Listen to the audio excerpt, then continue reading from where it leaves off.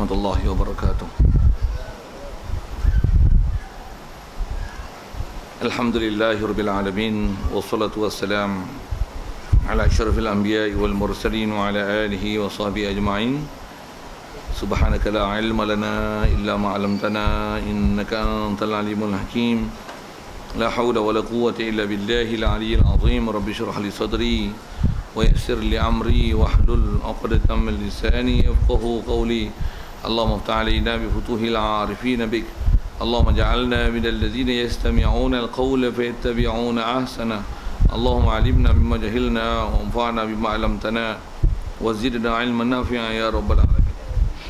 Qala Syekh Musannif rahimahullah ta'ala wa nafa'na bihi wa bi ulumin fid dharain. Amin. Kita di muka surah 14.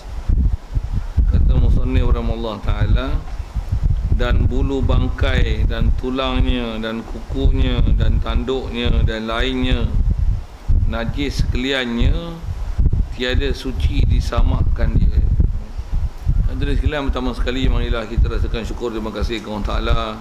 Syukur kita nikmat hidup masih diberi dan anugerah pada kita di hari ini, pagi ini. Syukur kita dapat Islam. Syukur kita juga Allah Ta'ala jadikan kita boleh hadir ke majlis ilmu, faham ilmu, dapat ilmu, sibuk dengan ilmu. Dengan itu kita dapat membenarkan semua ajaran Nabi kita Muhammad sallallahu alaihi wasallam, dan kita dalam kerangka untuk boleh taat patuh perintahnya. Dan dengan ilmu yang ada pula kita dapat mantap dan kukuhkan pengetahuan kita dengan ajaran-ajaran yang dibawanya. Syukur kita dengan nikmat-nikmat itulah dikatakan iman, dan dapat jadi taat patuh perintah dia, tinggalkan larangannya, itulah dikatakan taqwa.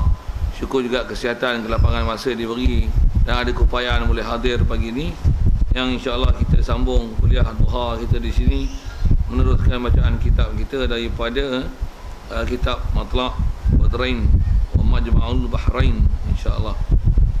Baik, kata maksudnya, dan bulu bangkai dan tulangnya dan kukunya dan tanduknya dan lainnya najis sekaliannya. Baik, hadirin sekalian, apa yang kita nak sambung ni masih perkara yang atas tajuknya bicara dalam bab-bab yang berkaitan dengan menyamak kulit bangkai.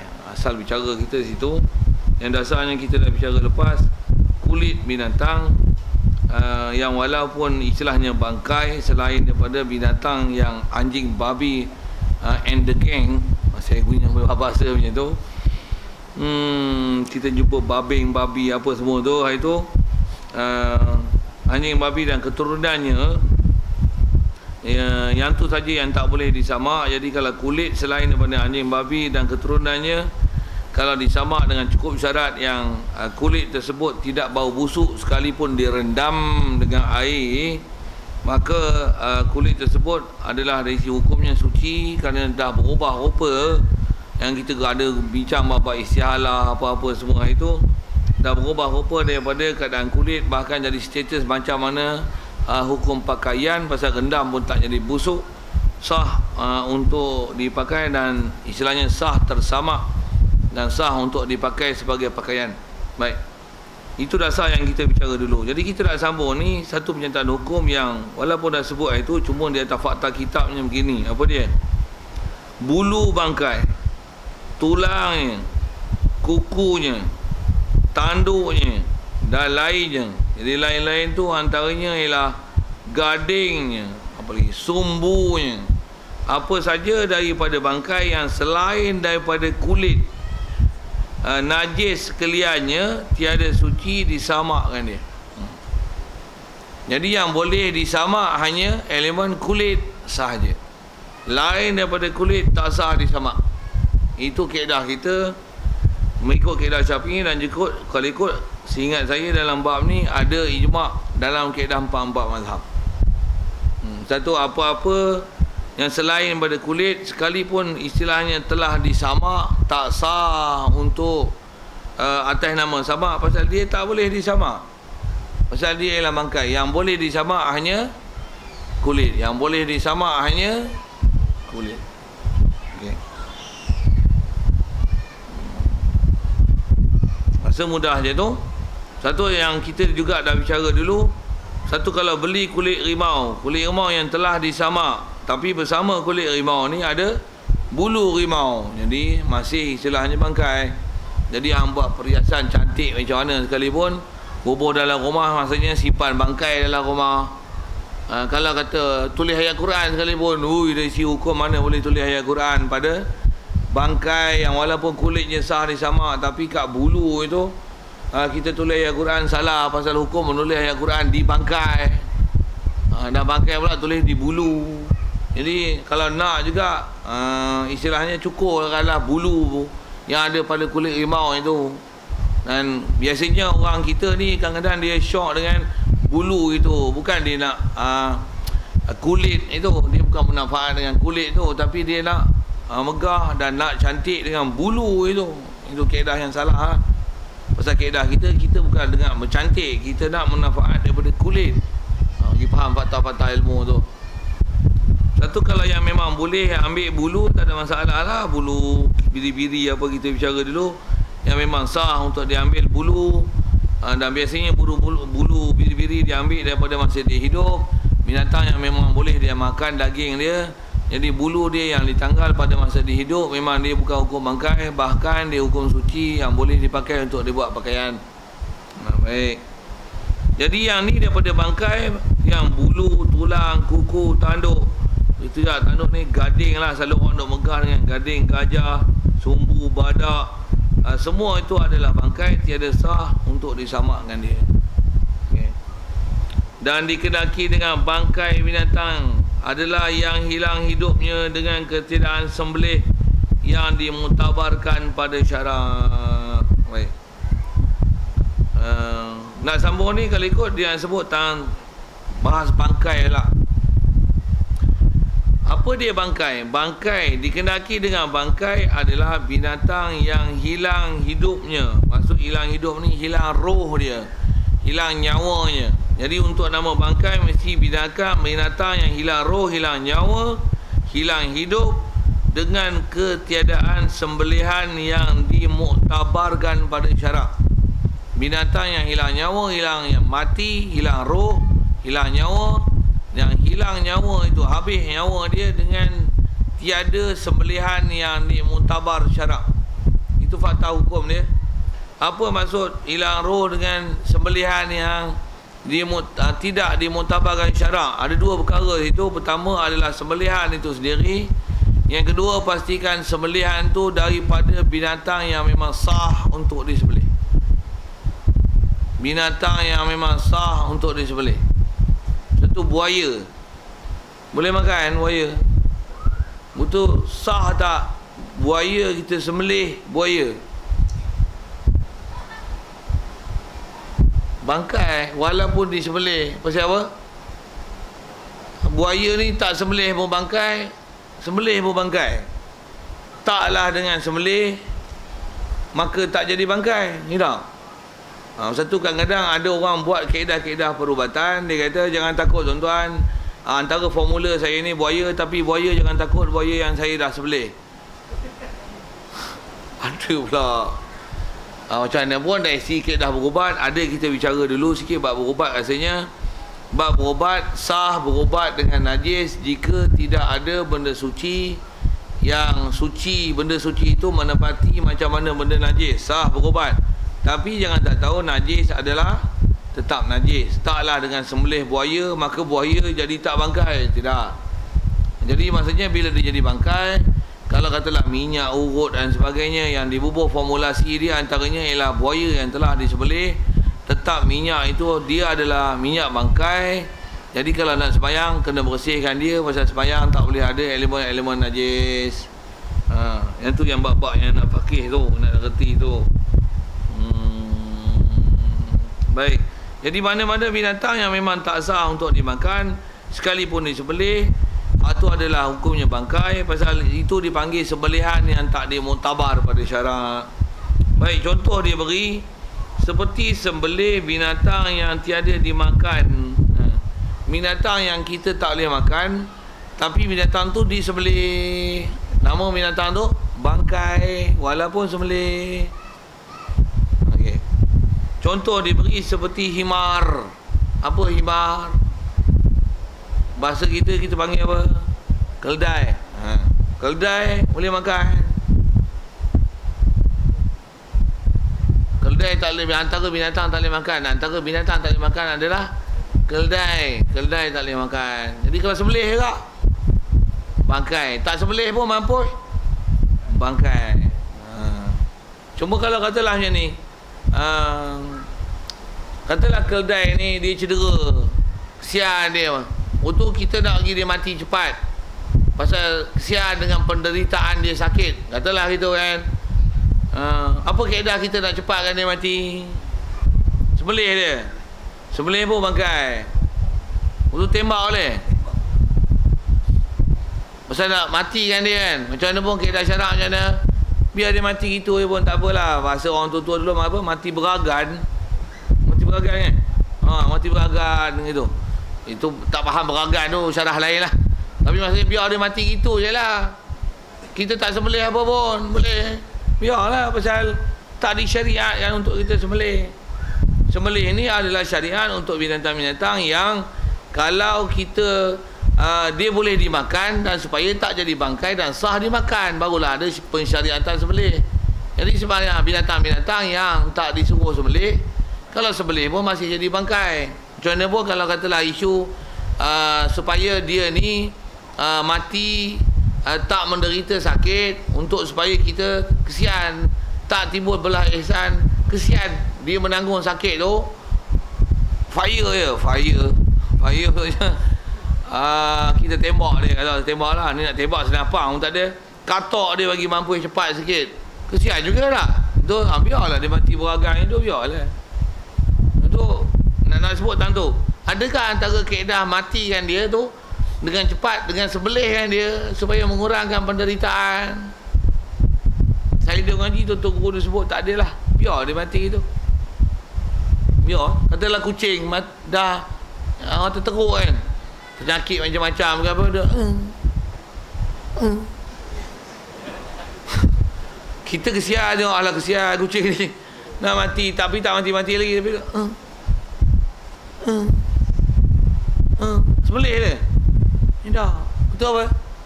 Biar je lah. Bius dia, kaedah dia biar je. Itulah, biar je, bukan bius. Biar je. Bius apa bagi dia hilang sakit kan? Mati dengan tenang ya, rest in peace. Itulah kaedah dia, biar je.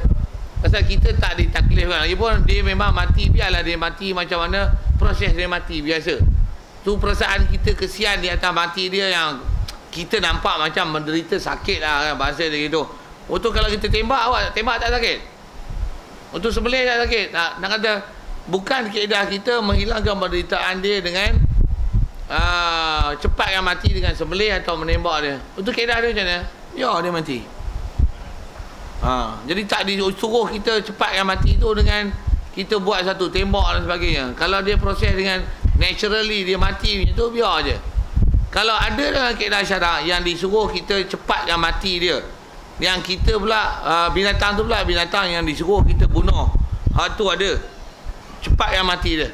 Misalnya contoh, sebab saya sebut tu, kalau contoh kucing apa, pasal kita tak disuruh bunuh kucing. Satu, bila dia sakit sekalipun tak disuruh kita cepat matikan dia, pasal biar dia mati naturally sikit masa itu, mati dengan fitrahnya, bukan mati dengan sembelih, mati dengan bius, mati dengan katok dia, kesian dekat dia itu, katok dia bagi mampu cepat. Tidak. Kalau ada yang macam tu, yang disuruh katok, ketuk, bunuh dia, ialah pada binatang-binatang yang memang disyariatkan untuk kita bunuh. Tu ada ular misalnya, kita katok dia, dia pun melepah tu, tapi tak mati lagi. Macam mana nak buat? Katok dia bagi dia mampus. Pasal apa? Itu memang binatang yang disuruh kita bunuh dia. Lagi cepat dia mati lagi bagus. Tu ada cicak, kita lah stick, dia tak mati lagi, dia kelepuk gitu. Macam mana? Katok dia lagi mampu cepat. Tapi janganlah atas lantai ni kotor pula lagi, jenuh basuh pula. Pegang tu, cap, tangkap, letak tempat satu, angkat, ayun, puh. Ataupun letak situ dalam plastik, tutup, untuk ambil bata, Nak sebut supaya cepatkan proses mati dia. Jangan diseksa dia. Jangan cabut kuku, cabut tangan, cabut kaki. Tak disuruh gitu.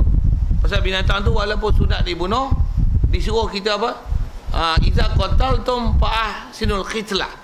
Bila kamu nak bunuh binatang, elokkan cara kamu bunuh dia. Kalau yang memang nak sembelih, memang disyariatkan sembelih, elokkan sembelihan, tajam dengan pisau. Tapi kalau yang tak disuruh sembelih, disuruh kita bunuh, macam mana? Elokkan bunuh. Apa istilah elokkan bunuh? Matikan dia dengan cara yang boleh cepatkan mati dia. Satu, kita tangkap tikus dalam perangkap tikus. Kalau memang perangkap tu perangkap yang memang mampu terus, tak ada masalah. Cak, mampu, biarlah. Tapi kalau kata perangkap yang dia bukan mematikan, tapi tangkap perangkap dia, macam mana nak matikan dia? Itu yang kaedah dia, matikan dengan secepat mungkin. Cuma elokkan cara mati dia. Macam mana? Buah petrol, cucuk. Kita tidak diajar begitu. Bagi betul lah. Betul buat macam mana? Bakar, rendam. Tu rendam ni naturally mati. Tak boleh. Kita tak diajar dengan mati rendamkan dia. Betul lagi terlepas katanya. Janganlah lepas. Betul macam mana? Bagi kat kucing boleh tak?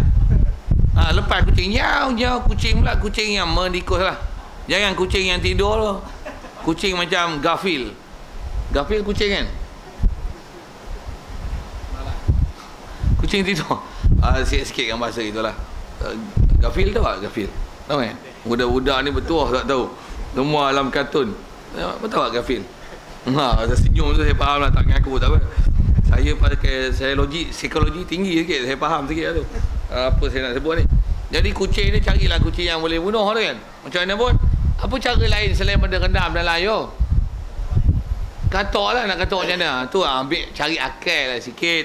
Ambil plastik, buka plastik, mulut plastik tu, bubur dekat perangkap tikus tu, angkatkan perangkap tikus tu, buka perangkap tikus tu jatuh bawah tu, tutuplah plastik tu. Cari akal sikit, nak ajar lah ni, nak ajar ni. Lepas tu ikat plastik tu, kita pun tak anaya dia lagi ulung ni. Dia masih lagi boleh menapis dalam plastik tu, taklah istilahnya melemahkan dia. Oh tu letak tu, ambil batu besar sikit, kayu beluti apa ke, macam mana? Cuk. Siap. Nak kata jangan istilahnya menyeksa dia dengan rendam dalam air. Istilah rendam ni kalau saya ngaji tok guru tak bagi. Apatah lagi cucur dalam api lagi tak bagi. Bakar sampah, lepas tu ambil tikus ni, powernya tengok, padan dengan muka, masuk api neraka kau. No, itu bukan api neraka, kau yang masuk neraka lagi, silap.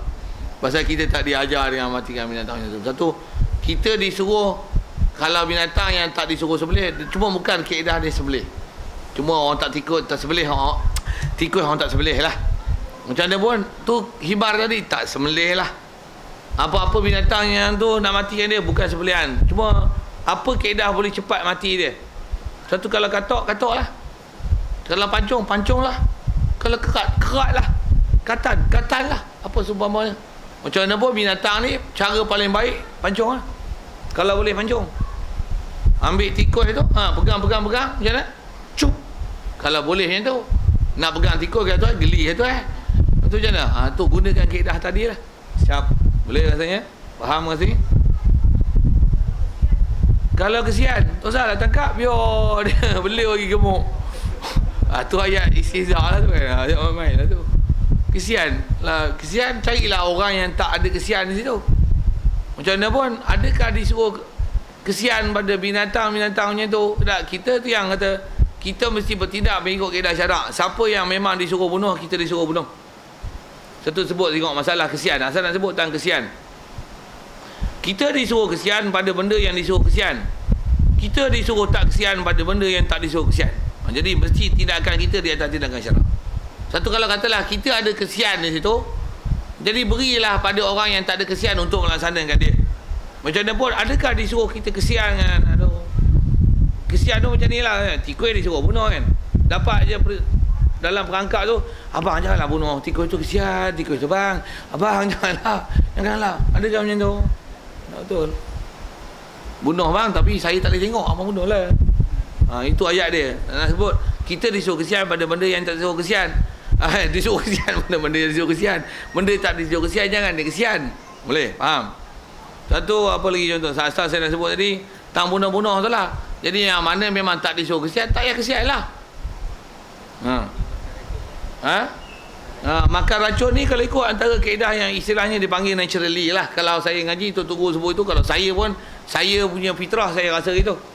Maksudnya kita bubur makanan yang istilahnya racun, dia makan apa tu?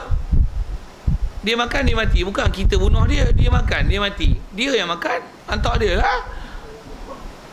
Memang kita bubur, tapi bukan kita menyiksa dia, dia yang makan. Akibat dia makan, dia mati. Dia yang makan, bukan kita bunuh dia. Boleh faham? Di istilah fiqh yang tu dipanggil dia mati bunuh diri tu. Pasal apa? Dia yang makan, dia yang mati. Memang kita bagi dia makan, tapi dia yang makan. Ini kan halal. Bukan kita memakan dengan dia. Boleh faham? Pasal fiqh memang ada yang tu. Betul Yang ni kata kena ngaji fiqh dan kena tengok nilaian tu mengikut kaedah apa ulama bahas. Saya nak sebut. Apa asal saya nak sebut tadi tak kesian. Saya syarah kesian tu dulu. Kalau saya terlupa lagi nak sebut tak masalah makan racun tu, ingatkan saya. Saya sikit kesian. Ada dalam hukum Quran orang lelaki perempuan yang dah istilahnya muhsan, maksudnya dah berkahwin, di zina juga hukumnya kena rejam kan. Rejam ni macam mana? Tanam separuh badan, unggai dengan batu pun besar-besar penumbuk ni. Bukan batu besar siau, batu penumbuk ni. Besar batu. Betul lah, betul. Besar tu, besar penumbuk. Yang boleh mematikan dia. Kalau batu besar lastik, tu tak boleh. Dia panjang, tak mati. Sampai malam tak mati tu. Bukan macam melontar jumrah tu. Melontar jumrah batu besar tu je. Bismillahirrahmanirrahim. Bismillahirrahmanirrahim. Mampu tak mati lagi. Sampai esok tak mati lagi tu. Tu tak boleh. Pasal tu tak mematikan dia. Yang boleh mati besar-besar ni. Besar penumbuk. Dan jangan besar meja ni. Dok. Jadi ikut syariat lah. Dan Quran kata apa? Wala ta'khudkum bihima ra'fatun. Jangan kamu ni nak laksanakan hukum hudud rejam mati ni sampai ada belah ihsan nak buat hukum Allah Ta'ala. Kesian dia. Janganlah rejam macam tu. Dah, rejam adalah hukum rejam. Potong tangan ialah potong tangan. Hingga kaedah-kaedah katalah kena pancung. Pancung ialah pancung. Cuma pancung faham tak? Pisau tajam, ni kepala dia macam mana? Cung. Itulah pancung. Bukan ni kepala dia. Itu apa? Sembelih. Tidak. Itu kena faham. Satu kalau kita tengok ada video-video yang main cerita-cerita macam tu, macam mana? Tak betul tu kaedah pelaksanaan Islam, walaupun yang dibunuh tu musuh. Bukan kaedah mematikan dia macam tu. Tu yang iza qataltum fa'ahsinu qitlah. Kalau kamu nak bunuh pun elokkan cara bunuh. Apa kaedah bunuh? Bagi mampus cepat mungkin. Ambil pedang panjang tu macam Zulfiqar tu. Ada pameran macam tu kan. Hantar tu, letak je. Habis siap. Agak-agak tak boleh putus itu, bubuh atas beluti tu. Bukan kaedah dia sembelih. Sembelih bukan kaedah pembunuh yang baik. Istilahnya menyiksa. Masuk video, upload pula YouTube. Allah kacau. Tu yang bising tu. Ada tapi memang tak elok. Kita tengok. Saya tak boleh. Saya geli tau. Tengok yang disembelih tu. Walaupun kapir kali pun. Kita bunuh dia, sembelih. Menyawa macam nyawa ikan pula. Nyawa lembu. Tak, kita tak diajar bunuh itu. Tak diajar dengar. Tak diajar. Geram lah tu. Jekah. Kita tak diajar lah bunuh itu. Tak betul lah. Walaupun itu musuh, tapi kita tak dibenarkan memusuh dengan istilah menyiksa dia macam tu. Tak diajar dalam syariat. Satu, hatta cicak kali pun tu yang bahasanya. Bunuh dia dengan cara betul. Betul yang lastik tak mati. Betul macam mana? Ambil kayu, ambil beluti senang kan? Beluti faham beluti? Beluti 4-3 tu ke? Tuh, siap. Tak pun ambil batu bata tu, ambil tuh. Tu yang kata bagi ada akal sikit, janganlah katuk atas lantai ni. Lagi Mozek pecah pula, nak tukar mozek pula, bagi ada akal pula sanaan tu. Jadi macam mana pun nak cerita masalah bunuh, bagi elokkan cara bunuh. Itu asal bicara kita. Jadi asal sebut himar. Jadi kalau disembelih sekalipun dia tetap bangkai. Barol ni barol lah. Tak tahu tengok kamu lah, nak cerita pun payah. Ya.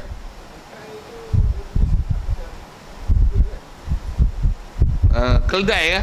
Okey, lepas tu keldai ni pasal dia memang nas. Nas ni maksudnya memang ada hadis sebut tentang keldai tak boleh dimakan. Tak boleh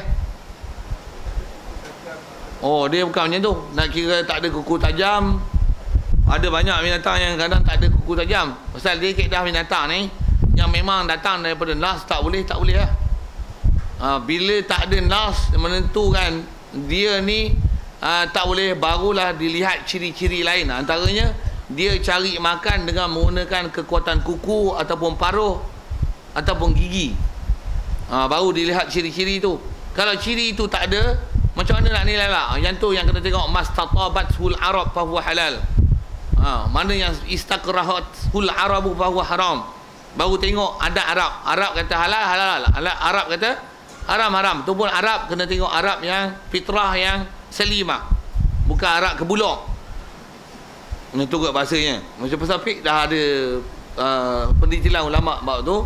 Jadi himar memang ada nas tak boleh. Betul? Keldai tak boleh. Itu kot. Jadi tanya masalah himar tu kan? Masalah kenapa dia tak boleh makan tu. Dia lah memang binatang yang dengan nas tak boleh dimakan. Barol serupa juga, barol. Tak boleh. Sekalipun nama binatang ni disebut dalam Quran. Wal hamir wal bighal wa litarkabuha wa zinah. Dia untuk tunggang dan untuk perhiasan boleh. Tapi untuk makan tak boleh. Okey, saya sebut itu. Jadi apa dia barol tak kena, tu buka kamus tengoklah, susah nak urai tu.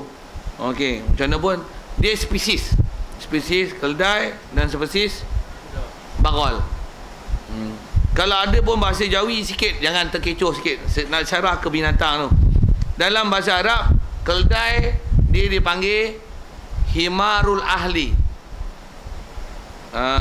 Himarul ahli. Himar kedai bahasa kita keldai lah. Ada sejenis lagi namanya himarul wahshi. Himarul wahshi boleh makan. Cuma bahasa terjemah Melayu dia bukan keldai, dia lah kuda belang. Kuda belang boleh makan. Tapi macam mana pun saya nak sebut tu pasal jangan terkecoh dengan bahasa Melayu yang kalau translate ke bahasa Arab himarul ahli maksudnya keldai kampung. Himarul wahshi keldai liar. Terjemah apa keldai liar, keldai kampung? Jangan faham macam ni. Keldai kalau kita bela tak boleh makan. Kalau keldai ada kat hutan boleh makan. Bukan. Yang tu kena faham sikit. Pasal istilahnya himarul wahshi keldai. Himarul ahli keldai. Himarul wahshi kita panggil kuda belang. Arab panggil himar wahshi. Arab menamakan dia himar, tapi wahshi. Kita panggil kuda belang kuda. Kita lebih membahasakan kuda daripada membahasakan dia kepada keldai. Boleh faham? Jadi himarul wahshi bukan kalau kita lah, jangan terjemahkan keldai liar, kita terjemah kuda belang. Pakai kuda belang lagi bagus. Dan memang kita pakai kuda belang sikit dengan bahasa Arabnya tu. Pasal ada orang syarah salah dalam bab keldai ni. Dia kata keldai kita bela tak boleh makan, kalau keldai hutan boleh makan. Kuda pula. Tak betul. Keldai, spesies keldai tak boleh makan semua. Betul. Himarul wahshi itu kuda belang, bukan keldai. Okey, siap. Yang ni pun jaga, ada orang tersilap-silap istilah ni. Okey, siap.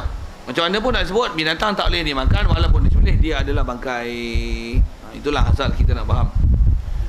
Dan yang disembelih dengan tulang, begitu juga dia sembelih. Binatang pun binatang boleh dimakan, tapi alat yang dipakai menggunakan tulang, tetap dia bukan bangkai. Pasal apa? Syarat alat sembelihan, jangan alat sembelihan menggunakan tulang ataupun kuku ataupun yang itulah yang daripada juzuk-juzuk haiwan. Antara juzuk tu tulang, kuku, gading, sumbu. Katalah buat pisau itu ada satu gading pisau buat pada gading aja. Tak sah buat sebenarnya. Pasal dia ialah istilahnya tulang dalam bab juzuk binatang. Pasal gading, sumbu,